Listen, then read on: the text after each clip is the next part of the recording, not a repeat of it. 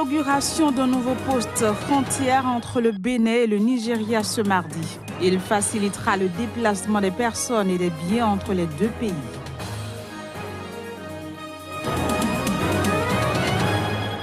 Puis autorisation d'une marche de l'opposition prévue pour vendredi en RD Congo. Elle a pour but d'exiger l'abandon de l'utilisation de machines à voter.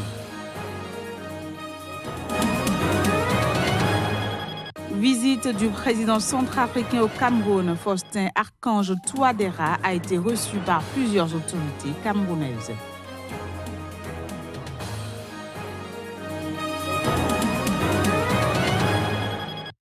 Nouvelle page de l'information sur Sika TV. Bienvenue à toutes et à tous.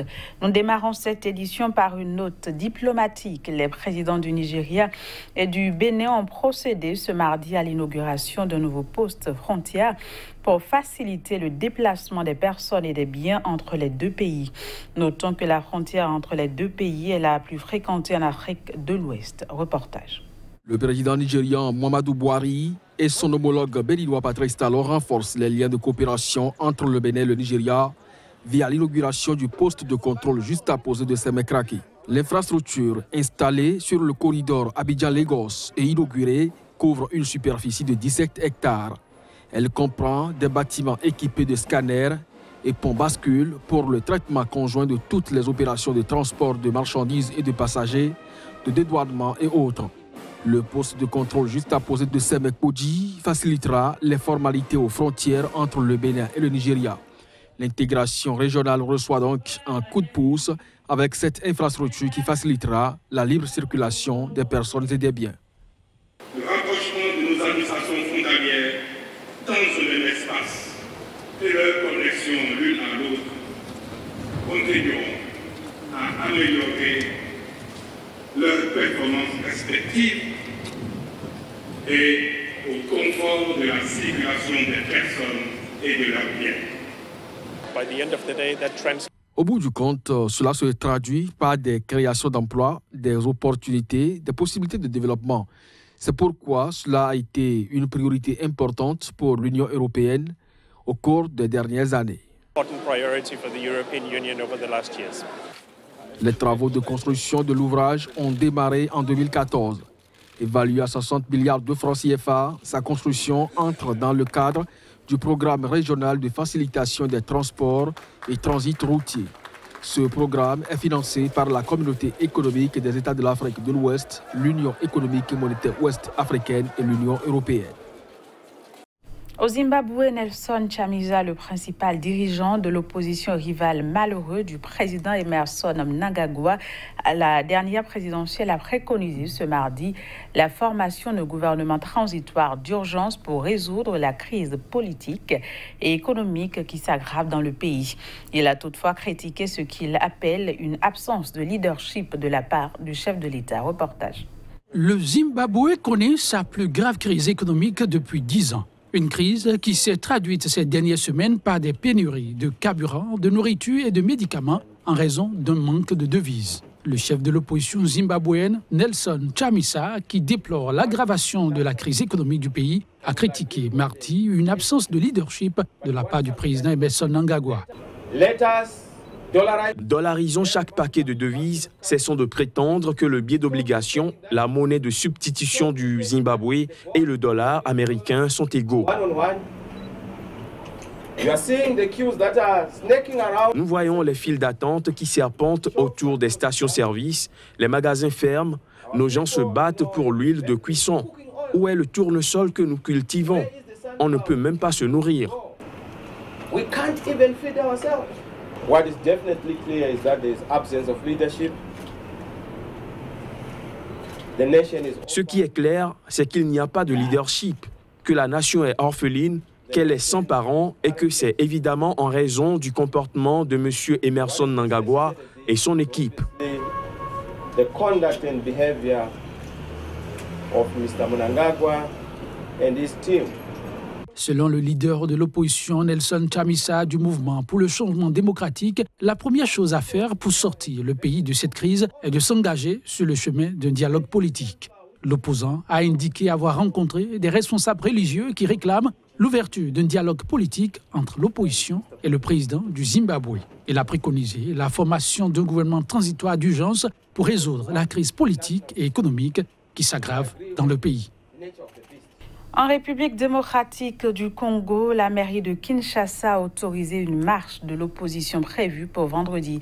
Cette marche a pour objectif d'exiger l'abandon de l'utilisation de machines à voter à 2 mois des élections. Les détails. La marche de l'opposition congolaise prévue vendredi pour exiger l'abandon de l'utilisation de machines à voter a été autorisée par la mairie de Kinshasa. En effet, l'opposition conteste l'utilisation de machines à voter de fabrication sud-coréenne qui servent à choisir les candidats et à imprimer les bulletins dans les bureaux de vote, craignant qu'elles ne favorisent la fraude. Dans une déclaration, l'opposant Vital Kamerhe, un des 21 candidats à la présidentielle, prévu pour le 23 décembre 2018, a insisté sur le fait qu'à travers cette marche, l'opposition veut démontrer à la face du monde qu'elle veut des élections crédibles, libres et transparentes. Par ailleurs, les ténors de l'opposition se réunissent mercredi et jeudi à Johannesburg en Afrique du Sud pour désigner un candidat commun de l'opposition à la présidentielle. En réponse à la manifestation de l'opposition prévue vendredi, la majorité au pouvoir a également annoncé la tenue d'un meeting populaire samedi à Kinshasa. Le président centrafricain Faustin Archange Touadéra est arrivé ce mardi au Cameroun. Il a été reçu à l'aéroport international de Douala par les autorités camerounaises. En provenance de Bangui, le chef d'État centrafricain est arrivé à bord d'un vol spécial. Le point avec Narcissoum. En route pour une visite privée en Suisse, le président de la République centrafricaine, Faustin Archange Touadéra, a fait escale ce jour à Douala. À son arrivée comme à son départ de l'aéroport international de Douala, le président centrafricain a eu droit aux mêmes égards. À sa descente d'avion en provenance de Bangui, l'illustre hôte a été accueilli par le gouverneur de la région du littoral, Samuel Dieudonné Iva Dubois. Le numéro 1 de la région qui accompagne le préfet de Vouri, les membres de son état-major ainsi que des responsables de l'antenne protocolaire et consulaire du ministère des Relations extérieures à Douala. Faustin Archange Touadéra, qui œuvre depuis son accession à la magistrature suprême de son pays pour la reconstruction et le retour à la paix et à la stabilité, séjourne régulièrement dans la capitale économique dans le cadre de sa lourde mission. Et à chaque passage, il y bénéficie toujours de la chaleur de l'hospitalité camerounaise, preuve de l'appui constant que lui apportent les plus hautes autorités du pays. Avant de quitter la capitale économique, l'hôte du Cameroun a eu des mots de gratitude pour le président de la République. Au Comores, le président Azali Assoumani a effectué ce mardi une visite dans la médina de Motsamoudou pour constater l'état de la capitale de l'île d'Anjouan. Cette descente du chef de l'État intervient après les violences qui ont opposé durant 6 jours un groupe de rebelles armés aux forces comoriennes. Le point dans ce reportage. Le président comorien Azali Assoumani est allé constater sur le terrain la reprise des activités dans la médina de Motsamoudou à la suite des violences qui ont opposé durant 6 jours un groupe de rebelles armés aux forces comoriennes. Encadré par un important dispositif sécuritaire, il a brièvement traversé la médina, serrant les mains et échangeant des commentaires avec les passants et les commerçants. Entre autres objectifs de cette descente du chef de l'État, féliciter non seulement la population de Motsamoudou pour avoir su gérer la situation, mais aussi les forces de l'ordre qui ont fait preuve de professionnalisme. C'est le moment de dire aux Comoriens que, estimez-vous heureux, il faut remercier le bon Dieu qui nous a donné cette stratégie de patience, mais j'espère que le jour viendra incessamment de sa nation lorsqu'on va dénouer la crise, c'est-à-dire récupérer les armes et puis voir les responsables de ces événements. Toutes les informations qu'on a, il y a des armes, en tout cas ça date de longtemps, on se souvient en 2008, quand il y a eu le débarquement ici, malheureusement on n'a pas ramasser toutes les armes, effectivement des armes sont restées et il y a des rebelles et des mal intentionnés qui les utilisent. Un groupe de rebelles armés avait occupé le centre de Motsamoudou après l'intervention des forces de l'ordre contre une manifestation d'opposants en début de la semaine dernière. Des tirs ont fait 3 morts parmi les civils avant la reprise de contrôle des lieux samedi par l'armée qui n'a rencontré aucune résistance, les rebelles ayant réussi à s'échapper. Selon le président comorien qui a réitéré sa promesse de clémence et d'impunité à quiconque rendrait son âme, l'essentiel désormais est de retrouver les rebelles qui ont fui avec les armes.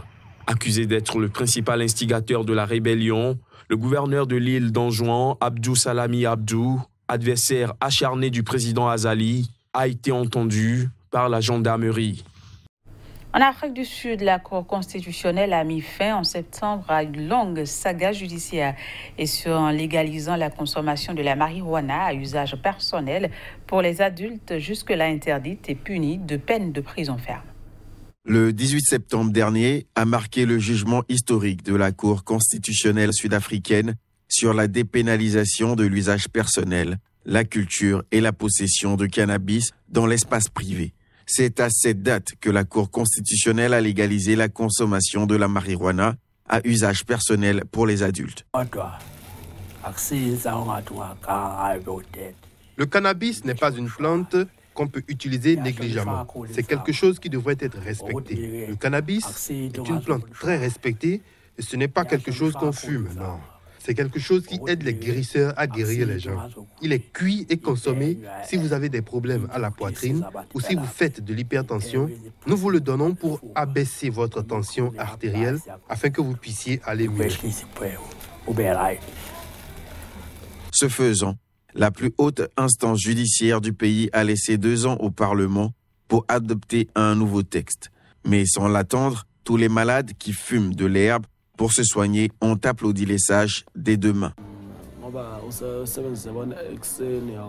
Je consomme du cannabis en le buvant le matin et en fin d'après-midi. Je pense qu'un mois s'est écoulé et j'ai été guéri de ma congestion thoracique et de mes douleurs. Même maintenant, quand je suis au travail et que je ne me sens pas bien, je viens le voir pour me faire un mélange avec du cannabis à consommer. L'autorisation accordée par les juges sud-africains est nettement plus encadrée que dans d'autres pays tels que l'Uruguay, le Lesotho ou les Pays-Bas, où la possession et la vente même de la marijuana sont parfaitement légales. Il n'en est pas question en Afrique du Sud, où l'opposition au cannabis reste féroce. Malgré la décision de la justice, le débat est loin d'être tranché. Puis les États-Unis prennent des mesures contre l'Arabie saoudite et ce après avoir annoncé l'annulation des visas des responsables saoudiens impliqués dans l'assassinat du journaliste Jamal Khashoggi. Les États-Unis ont engagé la révocation des visas des Saoudiens impliqués dans le meurtre du journaliste saoudien Jamal Khashoggi au consulat de son pays à Istanbul début octobre. C'est ce qu'a indiqué ce mardi le secrétaire d'État américain Mike Pompeo, qui précise que Washington avait identifié au moins certains des individus ayant pris part à l'opération qui a coûté la vie aux collaborateurs du Washington Post. Le département d'État continuera à rechercher tous les faits pertinents, à consulter le Congrès et à travailler avec d'autres nations et à demander des comptes aux responsables du meurtre de Jamal Khashoggi.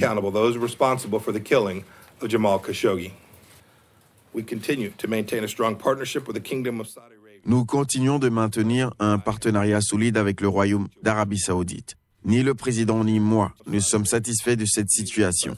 Nos intérêts stratégiques communs avec l'Arabie Saoudite demeurent. Nous continuons d'examiner, dans la mesure du possible, le double impératif de protéger l'Amérique et de demander des comptes aux responsables de l'assassinat de Khashoggi. Selon Mike Pompeo, les autorités américaines examinent également l'opportunité d'agir en vertu de la loi dite Magnitsky qui restreint la liberté de mouvement et gèle les avoirs aux États-Unis des individus et entités accusés d'enfreindre les droits de l'homme. Voilà, c'est sur cet élément que prend fin cette édition. Merci de nous avoir suivis. Au revoir.